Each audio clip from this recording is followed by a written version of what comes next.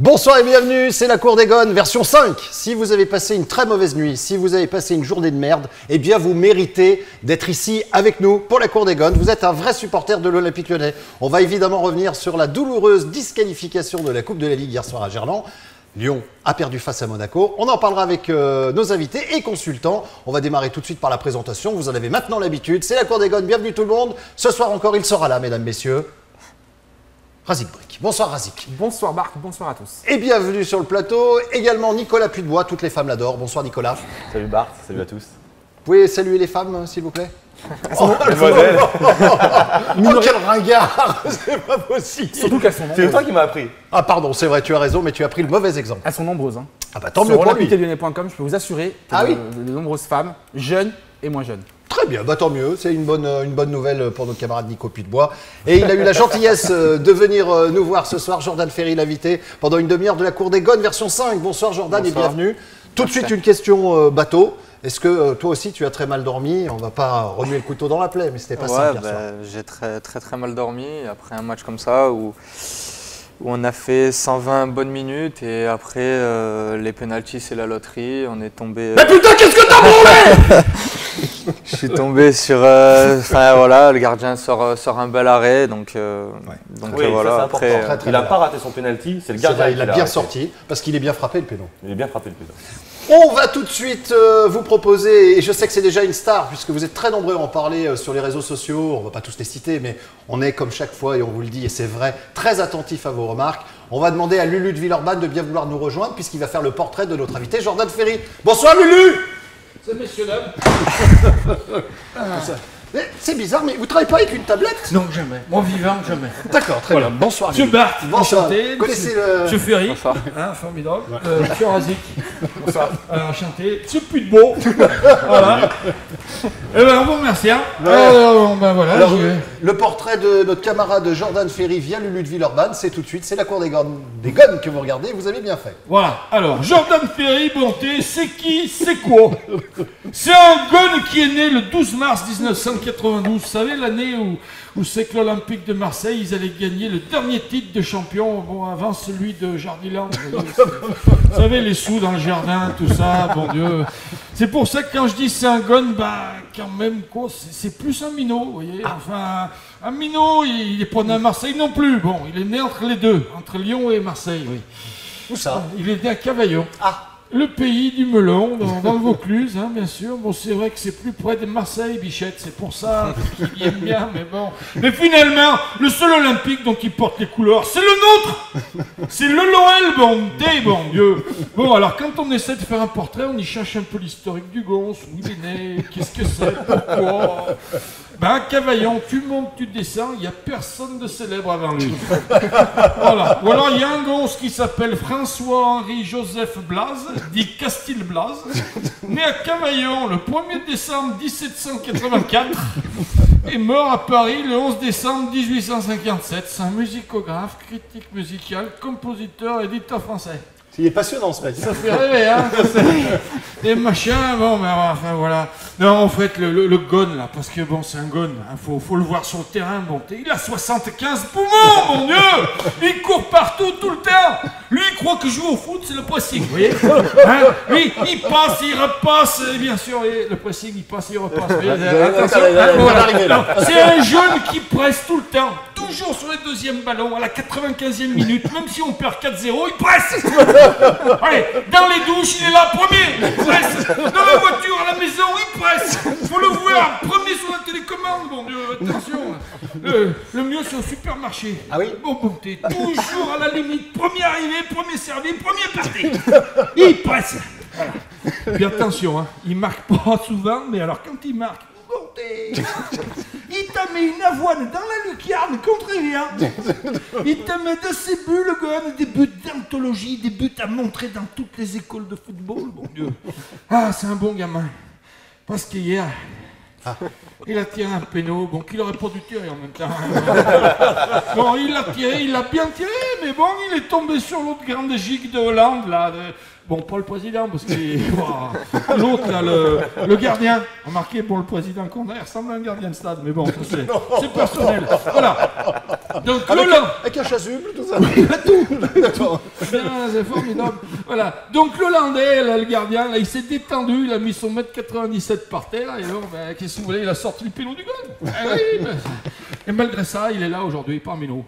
Et ça, c'est la preuve que, comme tous les grands joueurs, il a su tourner la page. Voilà. Nous ici, on t'en veut pas. Vas-y mon Gon, continue de nous faire rêver. Jordan Ferry, bienvenue dans la cour des Gones. On vous remercie. Bravo!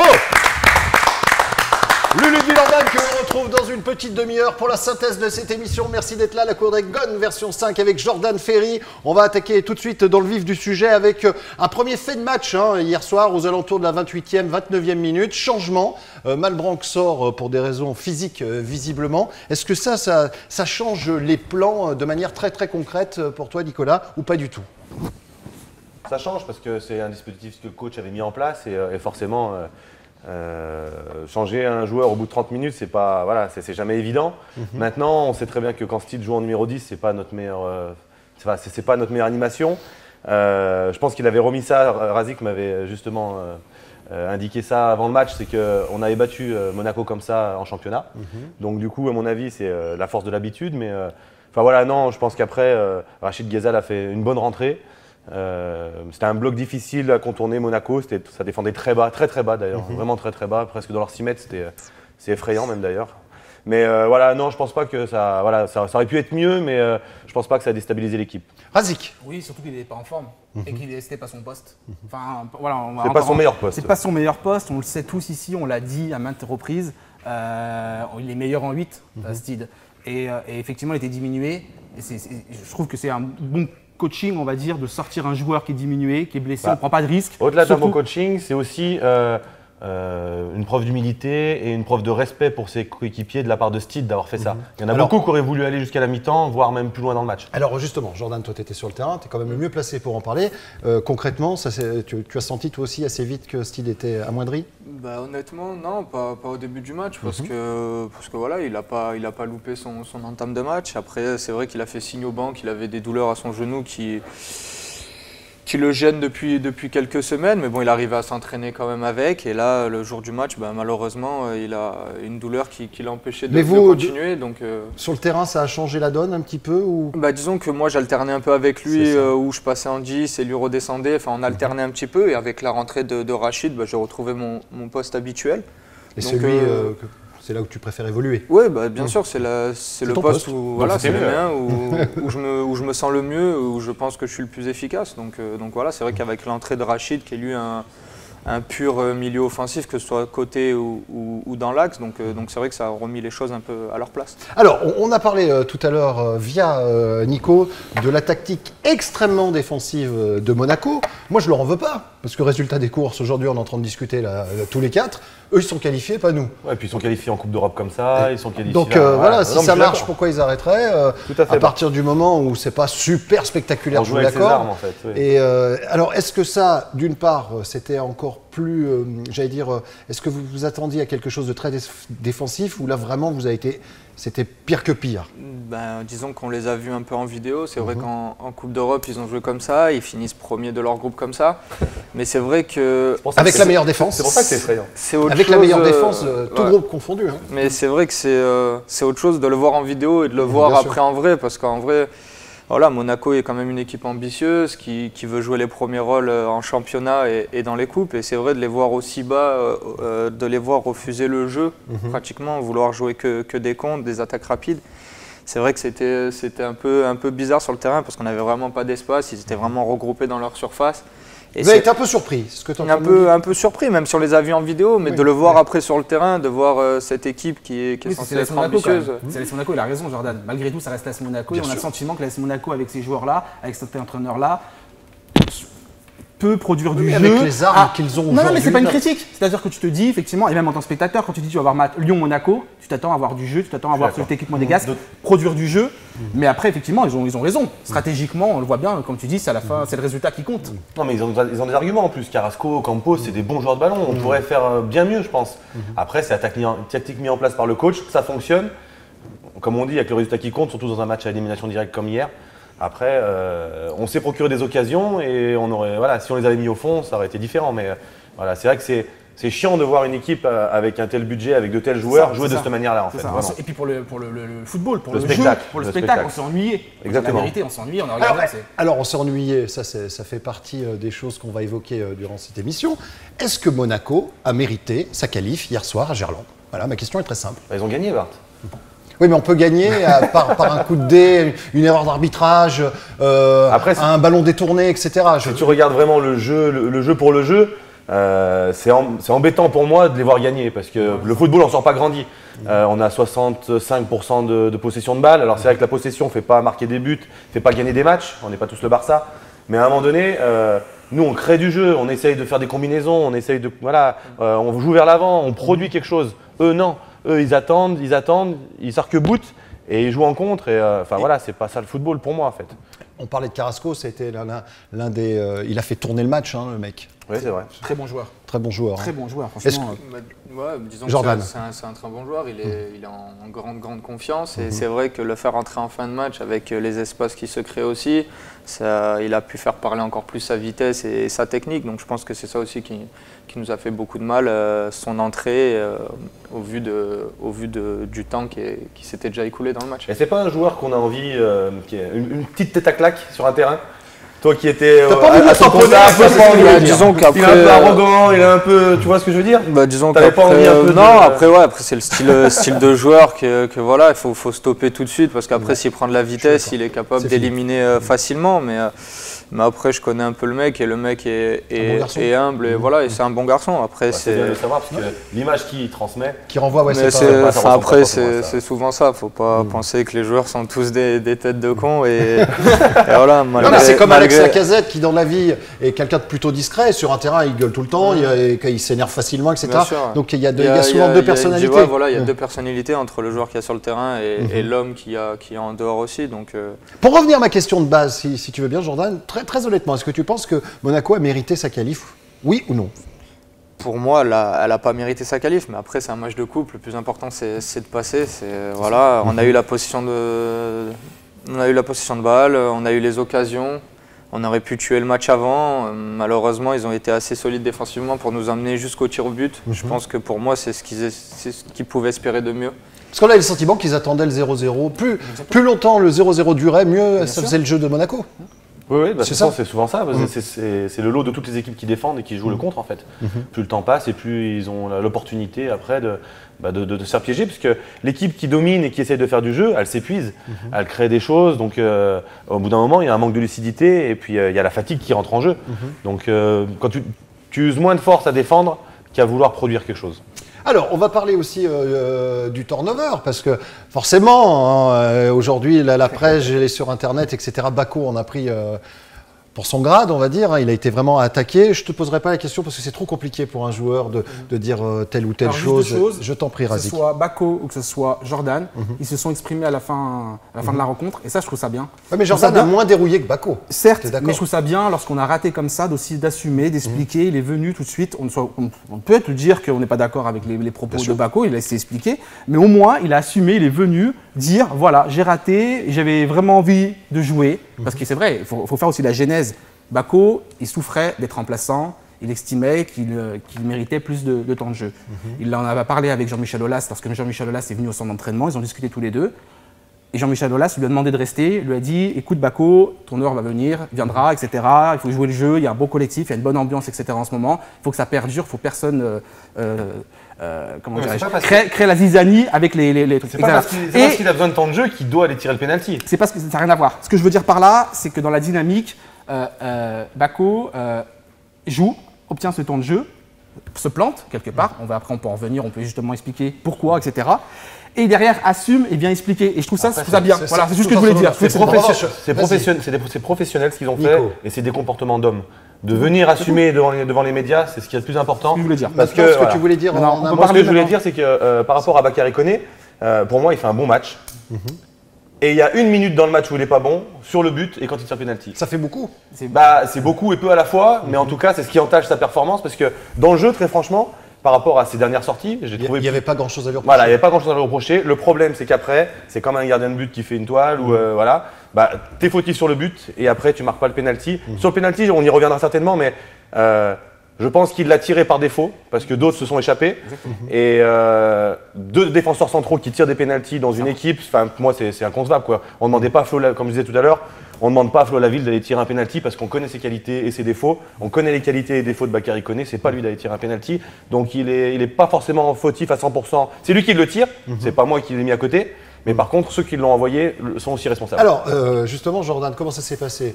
Généralement, l'entraîneur ne dit pas toi, c'est ceux qui lèvent le doigt, justement. C'est ceux qui se sentent et voilà, tout simplement qui se sentent de tirer les pénaltys et on fait la liste à partir de ça. Donc, c'est pas le coach qui désigne et qui oblige un joueur à aller tirer, c'est plus les joueurs qui se sentent. Et je me pose la question, est-ce que justement, ça ne devrait pas être le coach qui désigne les tireurs? Je suis pas d'accord avec ça. Non, mais c'est une question. C'est une question. Je sais pas. Je suppose il y a 2 écoles en fait. Ça s'entend. C'est pour ça, ça s'entend. Ça s'entend. Parce que t'enlèves la charge. L'argument de Razik c'est la psychologie. Voilà, l'argument de Razik se tient.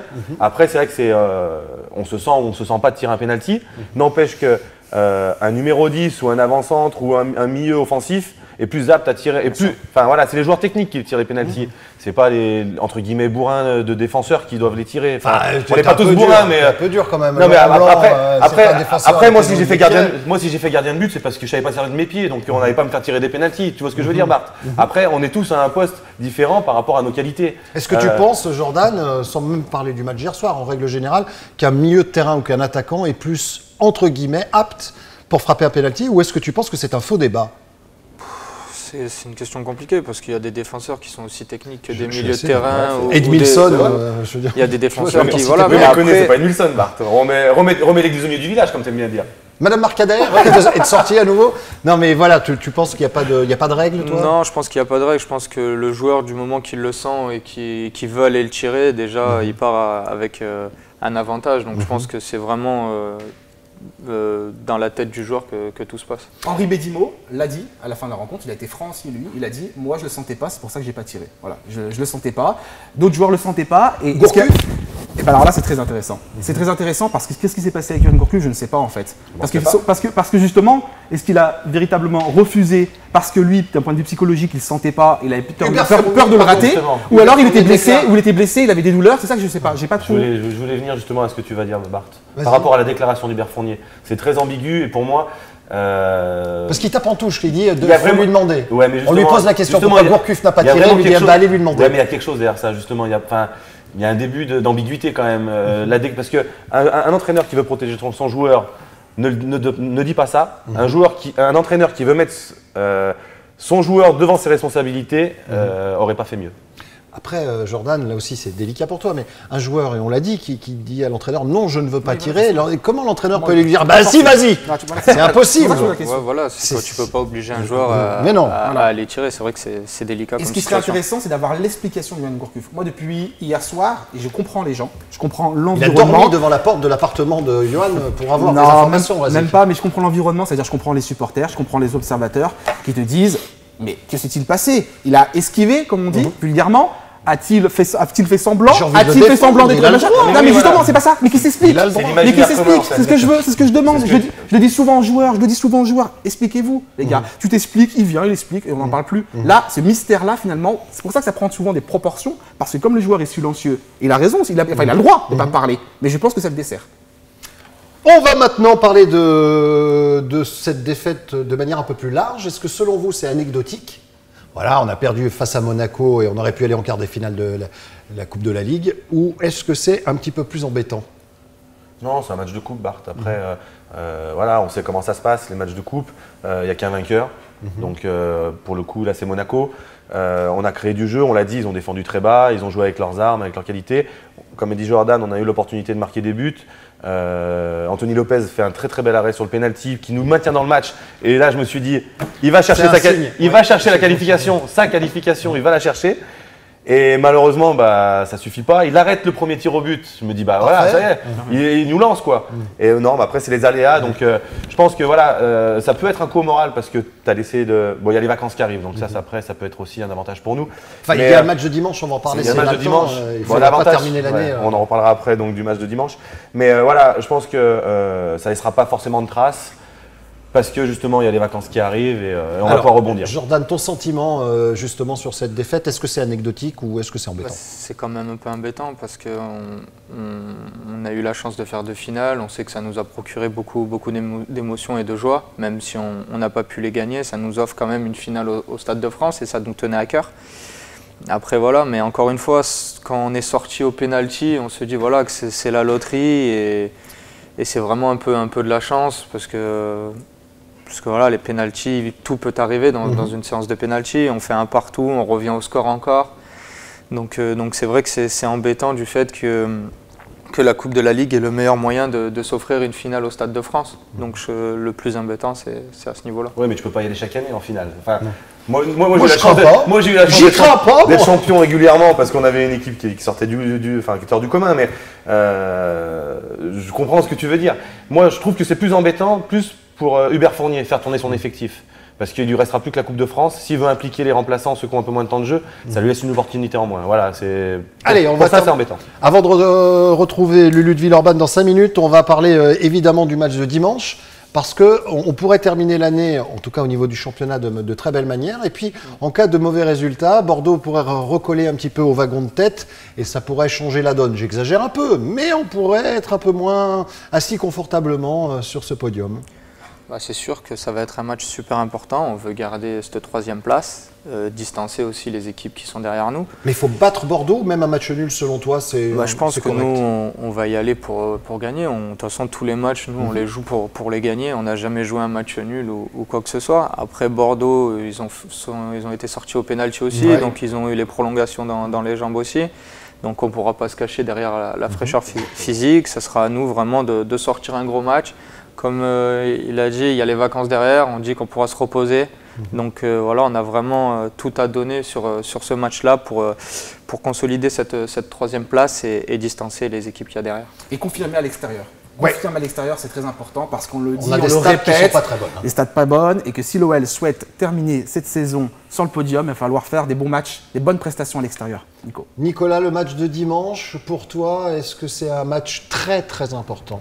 C'est un match important parce que c'est un concurrent indirect, donc on peut les reléguer un peu plus loin. À 8 points, on les met si on gagne, Racing, je dis des bêtises. On les met à 8 points si on gagne, c'est ça? Je crois aussi, oui. Donc du coup, on les met loin, on conforte notre dynamique, on confirme nos stats à l'extérieur, notre bonne dynamique du moment. Donc oui, ce sera important de ramener une victoire. Après, je pense que les 2 prolongations vont peser dans les jambes de part et d'autre. Comme je dis dans la chronique qui est aujourd'hui sur le site, c'est tous les olympique-et-lyonnais.com. Tous les jeudis, la chronique. Le seul truc qui me fait peur, parce que ça peut arriver, pour l'avoir vécu, ça peut arriver, c'est d'avoir la tête aux vacances en fait. Voilà. Il faut faire gaffe à ça, parce qu'on peut vite s'évader dans les couloirs du temps, de penser plus aux vacances qu'à son match. Je leur fais confiance parce que c'est une équipe qui est très rigoureuse, qui sont très intelligents. Les visiteurs et les couloirs du temps. Non mais parce que tu peux partir, enfin, c'est très facile. C'est très facile, tu vois. On avait reproché il y a une dizaine d'années aux Brésiliens d'avoir préparé leurs valises pour partir au Brésil. Parce qu'ils partaient directement après les matchs. Mais bon, je leur fais confiance parce que voilà, c'est une équipe qui est très raisonnable, qui a la tête sur les épaules et qui est. C'est pas mon ressenti en tout cas pour avoir fait l'entraînement ce matin à Tola-Vologe. J'ai le sentiment, même c'était les remplaçants ce matin.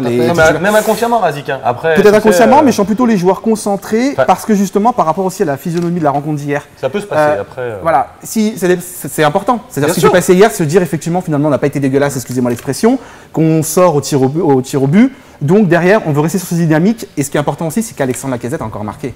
17e but, toute compétition confondue. Où va-t-il s'arrêter? Où va-t-il s'arrêter? Et le fait qu'il ait marqué justement, il n'a pas été non plus extraordinaire dans le jeu, mais il a été efficace. Yoann Gourcuff fait une bonne entrée. On n'a pas le temps d'en parler, mais il fallait signaler que la rentrée de Lacazette, vu qu'on parle du but de Lacazette, la rentrée du Yoann Gourcuff. Donc il y a une bonne dynamique, on va dire, une bonne dynamique de jeu. Donc si jamais l'OL obtient un bon résultat, une victoire certes ou un match nul et produit du jeu à Bordeaux, ça peut être pas mal pour les vacances. On va pouvoir manger des papillotes et passer un bon réveillon. Dès qu'il s'agit de papillotes, tu pars en vacances l'esprit libre en fait, et surtout ça. C'est surtout ça. J'adore le chocolat. Alors est-ce que, tu as bien raison, est-ce que c'est une bonne émission ou une mauvaise émission? C'est Lulu de Villeurbanne qui va nous le dire, c'est l'heure de la synthèse, la cour des gones. avec Lulu de Villeurbanne. Est-ce qu'on a eu un accent durant cette émission, Lulu?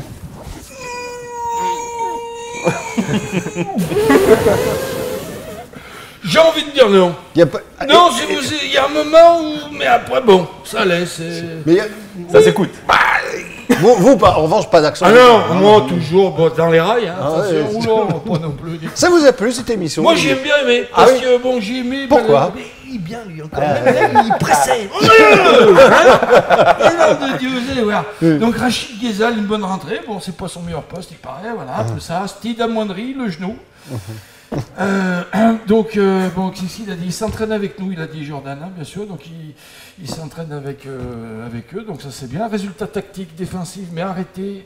Voilà, qu'est-ce que j'ai. Oui, voilà. Je ne comprends rien, Lulu. C'est normal, parce que moi j'ai du mal à vous comprendre. Vous parliez football, tout ça, tout le monde vous comprenait, mais pas moi. Monsieur, vous adorez le foot. Bien sûr, mais attendez, je dis bon, arrêtez avec le on joue avec ses armes, meilleure défense. Bon, on se fait chier là. Donc, parce que c'est gentil, Monaco. Mais mon Dieu, mais qui c'est? Oh là là, t'as raison, gamin, quand tu l'as dit. Il joue aussi bas, mais c'est nul. Mon Dieu! Moi, ça m'a. Hein, c'est pas dit. Oh! En même temps, bon, un entraîneur portugais qui bétonne, faut pas s'étonner non plus. Hein. Ouais, bon, mais ça, c'est pas. En même temps, c'est quand même un entraîneur. Mais je suis en train de vous regarder là. Vous n'avez pas de tablette? Non, je les ai dit. Moi, vivant, jamais. Ah oui, j'avais oublié, excusez-moi. C'est des trucs, bon. En tant que fils de carleur, voilà. Bon, alors Monaco mérite sa qualif, oui, bien sûr, forcément. Putbo, qu'est-ce qu'il a dit, Putbo? Il a dit que le football n'en sort pas grandi, parce qu'au football, on joue vers l'avant, bien sûr. Carrasco, tête à claque, ça m'a plu. Ça, oui. Hein, Carrasco, c'est un nom de tête à claque, ça. Hein, on y est très bien, mais bon, le jeune, il a dit non, c'est un mec formidable, un mec humble. Mais quoi, la tête à claque, genre au CM2, au préau, à la récré? Tout le temps, lui, tout le temps, il va mourir, on voudra lui taper son cercueil. Allez. Bon, allez, donc le mec, bon, apparemment il est humble, contrairement à l'image qu'il transmet. Eh ben, c'est ça l'essentiel. Voilà, le turnover, tout ça, bien sûr, bah, les remplaçants, comme d'habitude, oui. Vous avez la possibilité de prouver, ben, ils ont prouvé que quand ils jouent, on perd. Hein, pour rester sur le banc, les gars, bon, voilà, sur pareil. Donc, Bako, très bon match. Alors, moi, j'ai envie de dire, pendant 119 minutes, le mec au top, et 2 couilles. 2 couilles, 2 secondes par couille. Ça, quand même, ça fait que 4 secondes de couilles, vous voyez.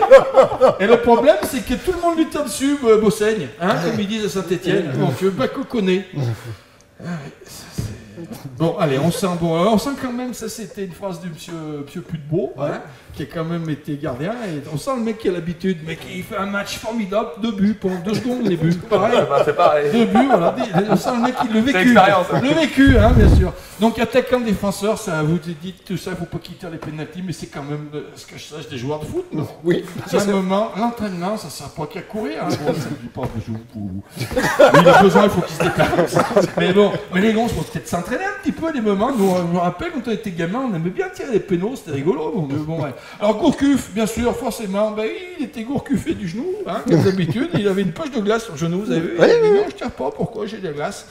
Voilà, c'est le joueur, il est chez Picard maintenant. Donc Razik comprend Gourcuff, hein, l'environnement, tout ça, t'es bien seul. Voilà, donc le silence dessert le joueur, apparemment. Je vous ai dit, donc les matchs de coupe, il n'y a qu'un vainqueur, ça sent comme ce plus c'est les proverbes, hein, voilà. Anto Lopez, il arrête 2 pénaux quand même. Ouais. Et ça suffit pas. Voilà. Et en même temps, c'est bien d'arrêter les pénaux, mais il faut les marquer aussi.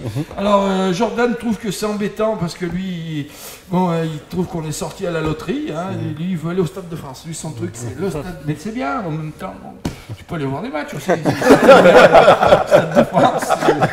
Voilà. Dimanche, ça, ce que j'ai aimé quand même, c'est que voilà, c'est là, même là, il presse. Dimanche, on va y aller pour gagner. Voilà, ça, c'est bon. Voilà. Ça, les mecs, on va jouer, machin, 4-4 dans le dé. Non, on gagne. Voilà. Pas se cacher derrière la fraîcheur physique, il a dit. Attention, hein, ça c'est bon, ça, les mecs. Bordeaux à 8 points, objectif intéressant. Parce que c'est quoi? Parce que l'entraîneur de Bordeaux, c'est qui? C'est Sagnol. Putain, c'est un Stéphanois. Si on peut le mettre à 8 points, à 20 points, 40 points, mon Dieu! Ça m'énerve, ça me fait de la tension. Calme-toi. Bon, alors après, je vais essayer de m'évader dans les couloirs du temps. C'est comme ça que vous appelez fumer du hashish? Ok, très bien.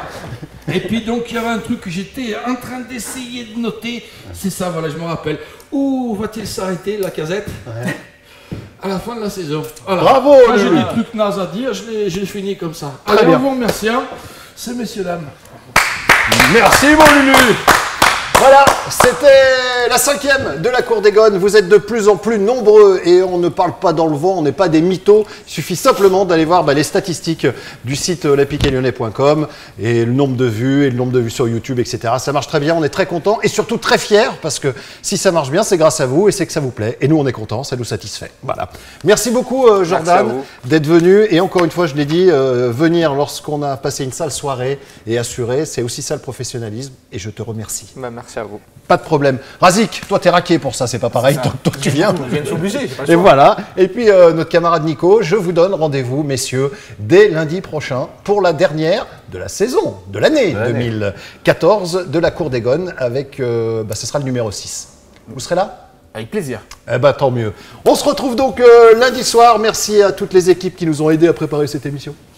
Ça fait Michel Drucker un peu là. Et puis on se retrouve donc lundi soir. Passez une bonne journée, une bonne nuit, une bonne semaine, que sais-je encore. Et surtout, n'oubliez jamais les gones. Quoi qu'il arrive, surtout dans des moments comme ça, on est des vrais nous, pas des footix.